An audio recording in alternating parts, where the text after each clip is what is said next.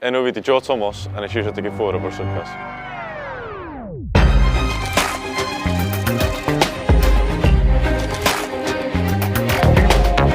Bob tro ti'n deud ti'n gweithio mewn syrcas, ti'n cael yr un reaction gan pob. Maen nhw'n just deud o yn mwy high pitch, mwy sarcast. I ddechrau o teulu fi, mae'n hynna hapus bod o'n i di penderfynu ddim neu A-levels a di penderfynu mynd i neud game development.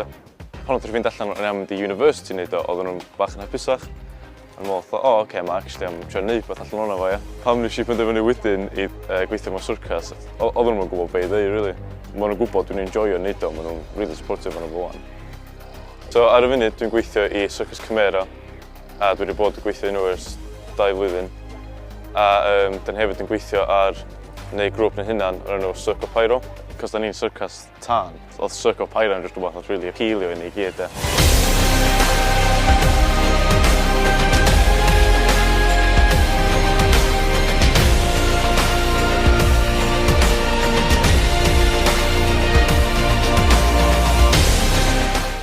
So mae yna 4 ohonyn ni, da ni gyd yn gwneud kind of yr un peth. So da ni gyd yn gwneud staff, beth fatha polyn. Mae'r standard fatha 1.5 metres, metal. Fi a Jay, da ni'n gwneud double staffs. Beth di, maen nhw'n fatha 1 metre, so gallu gwneud 1 bob llaw.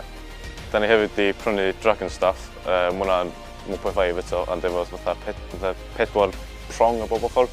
So pan ti'n fatha troio, mae'n gwneud fatha 2 cylch ar yr ochr. Mae Kieran wedi cychwyn gwneud contact staff. So basically hynna di fatha pan ti'n gwneud staff ond heb eisiau dwylo chdi. So ti'n fatha rwlio fi rownd corff chdi mewn ffurf gwahanol.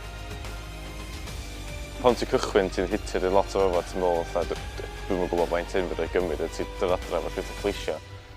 A nes i fatha pwysio drwyddo fo, ti'n cario ymlaen rhywbeth isio. Fyswn i'n suggestio pobl wneud yr un peth dwi wedi wneud. Just wneud be maen nhw isio.